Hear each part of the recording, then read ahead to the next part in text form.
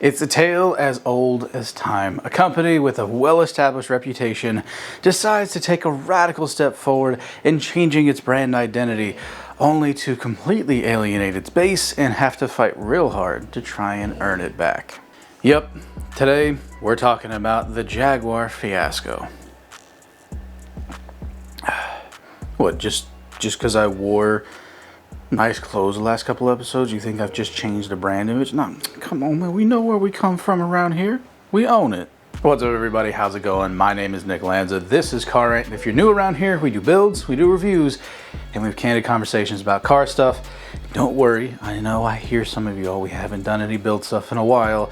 Money's just been a little tight. Hopefully here in the month of December, we should be getting started on one of our scooter projects again, tearing it down and getting it set up for a new engine and all that. So stay tuned. It's going to be a good time. So in case you've been living under a rock or you're seeking a new perspective on the whole thing, Jaguar has released now infamous commercial that is, it's terrible. I'm just going to be honest to say that out the gate. There's been many opinions on it and most of them are pretty much dead on. Jaguar, do you even sell cars anymore? Because after what I saw last night on the gram, I watched that 30-second commercial and I didn't see a single car in sight. They released this commercial and not a single car was present. And in fact, people were comparing this to the now legendary commercial where they had all these great cinematic villains that just happened to be British, showcasing the lifestyle and the brand of Jaguar. They were really hammering home that if you own a Jaguar, you're more refined, you're more elegant, British. And this new one did not hit that note at all. Gone is the ferocious kitty on the front of that hood, and now some kind of technoplasmic color scheme vomit on your face. It's truly disheartening, as many of us car enthusiasts do love the new Jaguars. And for them to just suddenly want to make a change and completely go a different direction just feels out of character. You gotta remember, this was made by the same company, functionally, as this. So what was the logic? What was the thought process behind this decision?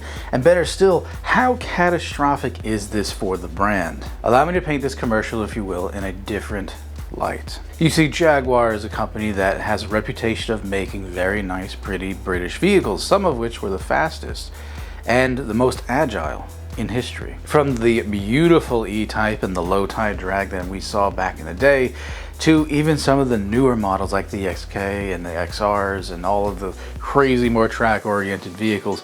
This is a company with great racing pedigree and heritage.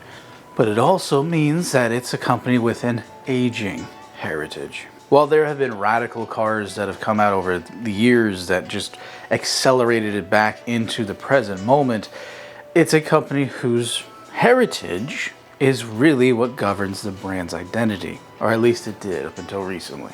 And with all the new F-Type varieties out there, it had a very strong foothold all throughout the 2010s. I mean, the F-Type by itself, very interesting car, had a great presence on Top Gear, and was pretty much seen anywhere there was a larger metropolitan area because they likely had a dealership there and people were going to buy them. Then they got into the family life a little bit and made the F-Paces and the SUVs that also happened to be very solid vehicles. But again, there was almost no appeal to people in Gen Z and below. So how does a car company with a more prestigious background try to reinvent itself to appeal to a younger crowd? You bring in this commercial. And a lot of people have asked the question, why this commercial?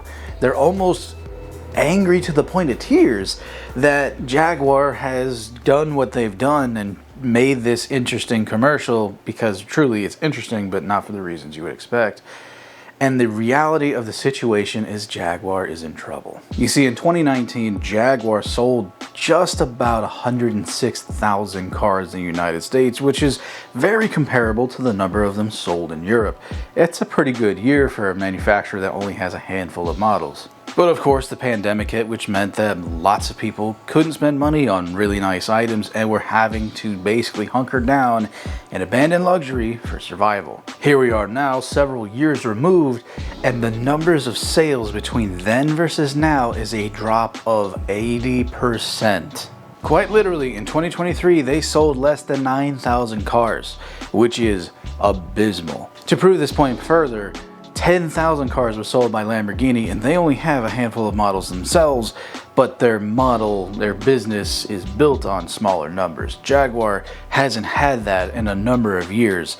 So for them to go from pretty much on top of the world, for their opinion, down to less than Lambo is not a good sign. You gotta remember that they are a luxury brand, but they're also trying to be more mainstream. So with all these things combined, enter the advertising. Brother, We have pretty much seen almost no advertising from Jaguar over the last several years. In fact, to the level of I don't recall any Jag advertisements except by like local dealerships. It's almost as if this was like a tactical nuke decision to make such a flamboyant and loud and very liberal artsy looking advertisement for this company. Gone are the angular edges, and now we've got these nice round curves that are very futuresque and very reminiscent of almost the 70s space era. Instead of intense villains on screen, we've got models? Question mark? After everything is said and done and all the opinions have been put out there, what's the one thing that has happened as a result of this advertisement? People are talking about it. In a world where hits online basically means revenue and opportunities for growth within your business, I see this advertisement for what it really has become. The best marketing ploy of 2024. We went from a company that had basically no market presence and no real commercial visibility to everyone on the planet, whether you're British or you're a racing guy or you're a marketing specialist, is talking about it.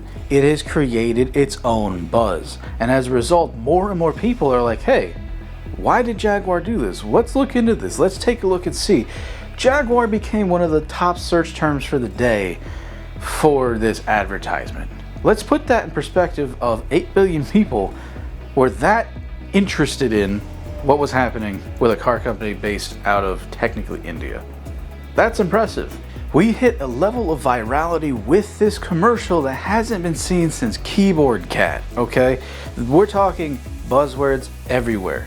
And more importantly than that, it's so ambiguous as a video that people who don't know what Jaguar is somehow are now curious about the brand and want to know what is this? Is this like a makeup thing? Is this a clothing thing? Like, they don't know what's happening, and now they're tuning in to what's happening in our world, the automotive world. As a guy that took marketing courses and was very interested in it and loves psychology and how this causes effects of everything like that, this advertisement was gold. It has now given Jaguar a bigger platform to reach a wider audience that might not have been aware of who they were. And while many of us in the car community are very concerned about what they might produce as a result of this, if this was just their way of getting more people, more eyes on their business, it worked. So do I think this commercial is going to help save Jaguar and bring them better success? Maybe. The truth is, over the last year, inflation has finally started coming back down and deflation has begun to take place. Some people are concerned about it. Me personally, I'm not. In fact, I see it as an opportunity for our value to go back up as far as the dollar is concerned. After all, hyperinflation creates a more bearish market because people don't want to spend, and thus stocks kind of start to stagnate out. But what's happening now is the stock market is starting to move again in a good direction, making people have better spending power and thus better faith in the market and more willing to purchase more luxurious items, commodities, things they don't actually need. So in turn, that means that there could be some kids out there that want to buy one of these cars because they found the ad to be just whatever the catchphrase Gen Z terminology of the day is. The problem is that now they have an alienated base.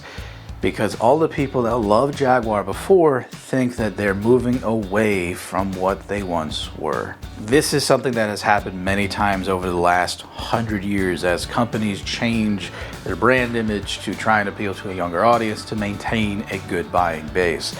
And we've seen it from McDonald's, Burger King, and other fast food chains, all the way up to even Louis Vuitton changing the way that they approach their customers.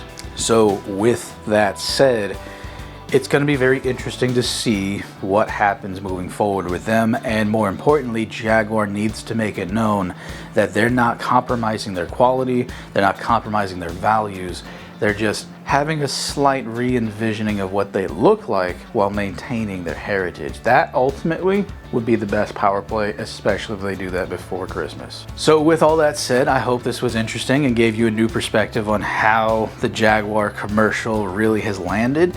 And better still, if you have your own thoughts and opinions about it, leave it down in the comment section. I would love to have a nice, good conversation down there. It seems like November is kind of our month for interesting videos that kind of pop off a little bit, and we're hoping that with this being so fresh and recent, you guys will be able to have good conversation down there and have lots of good, spicy hot takes as well.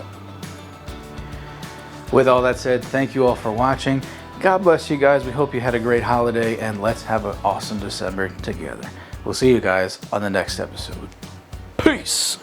Also, if you're still here in the credits section, leave us a line down below saying Jags are still cool, so we know that you're still here. Also giving you a sneak preview, we are actually doing a video of the top 10 chase cars between me and John. We're each giving our top 5, so check that out coming next week. Love you guys.